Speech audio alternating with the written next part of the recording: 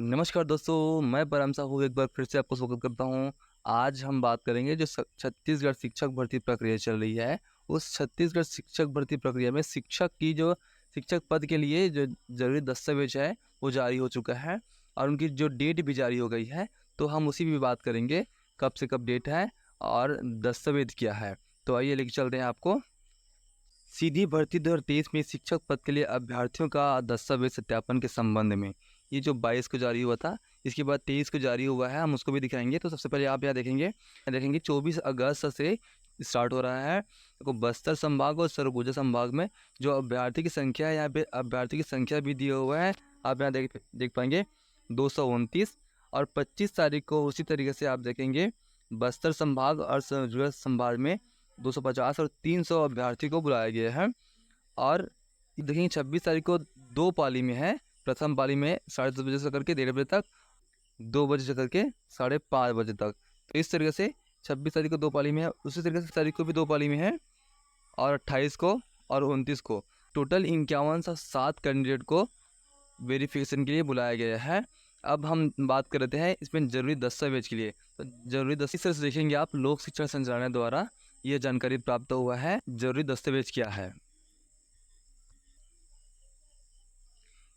यहाँ आप देखेंगे लोक शिक्षण संचालनालय द्वारा जो इंद्रावती भवन नवा रायपुर छत्तीसगढ़ शिक्षक सीधी भर्ती, ये अलॉटमेंट लेटर है जिसके द्वारा उनको बुलाया गया है। आप देखेंगे एक कैंडिडेट का है, मैंने कुछ सिक्योरिटी पर्पस से उनका हाइड कर दिया है। मूल प्रमाण पत्रों के साथ उपस्थित हेतु तो उनको देखो बुलाया गया है। आप यहाँ देखेंगे आपके द्वारा व्यापम परीक्षा में प्राप्त मेरिट क्रम एवं ऑनलाइन काउंसलिंग में दिए गए विकल्पों के आधार पर आपकी school government high school Pauri, जिला सरगुजा और यहाँ पे स्कूल के नेम है में शिक्षक टीचर रिक्रूटमेंट 2023 पद पर नियुक्ति के विचार किया जा रहा है। दस्तावेज सत्यापन हेतु आप 25/8/2023 को कार्यालय परिसर दक्ष कमांड एवं कंट्रोल सेंट्रल तृतीय तल मल्टी लेवल पार्किंग जय स्तंभ चौक रायपुर में 10:30 बजे से दस्तावेज की मूल एवं स्व हस्ताक्षरित छाया प्रति लेकर उपस्थित हुए।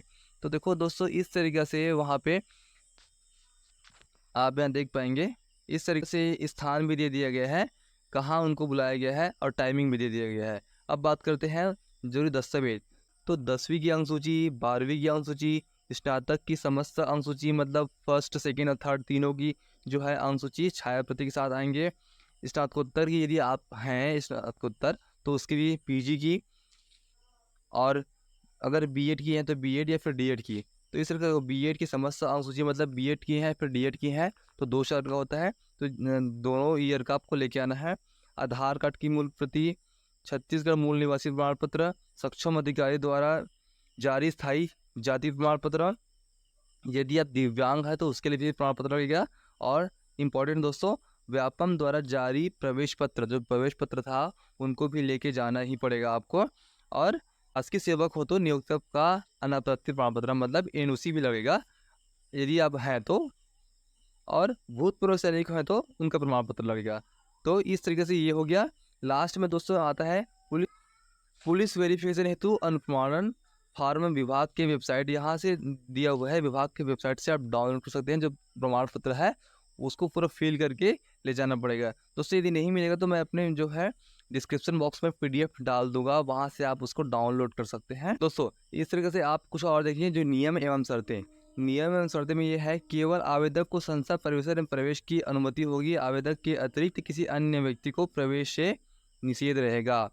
दोस्तों इसको ध्यान देंगे, आपके साथ में कोई जाता है उसको वहाँ अंदर जाने की अलाउ नहीं रहेगा। और देखते हैं, आवेदक को संस्था परिसर में दस्तावेज सत्यापन प्रक्रिया के दौरान उनके लिए निर्धारित बैठक कक्ष के अतिरिक्त अन्य मूवमेंट की अनुमति नहीं होगी। आप यहाँ से वहाँ उसमें मूवमेंट नहीं कर सकते इस तरीके से। और आखिरी निर्देश है, चूँकि अभ्यर्थी द्वारा पंजीयन प्रपत्र में दी गई जानकारी तथा मूल प्रमाण पत्रों के आधार पर दस्तावेज सत्यापन पश्चात आमंत्रण पत्र जारी किया गया है। अभ्यर्थी अंतिम चयनोपरांत किसी भी स्तर पर अनर्ह पाया जाता है तो इसकी संपूर्ण जिम्मेदारी स्वयं होगा। मतलब यदि आप कोई भी डॉक्यूमेंट है, यदि आप गलत तरीके से आप उसको प्रस्तुत करते हैं तो उसकी जिम्मेदारी स्वयं की रहेगी। इस तरीके से लोक शिक्षण संचालनालय ने जारी किया गया है। तो इस तरीके से हमने ये जानकारी बताया। यदि जानकारी अच्छा लगा हो दोस्तों तो प्लीज़ लाइक या सब्सक्राइब कीजिएगा और ज़्यादा से ज़्यादा शेयर कीजिए ताकि जिनकी ज़रूरतमंद हो उन तक पहुँच सके। धन्यवाद।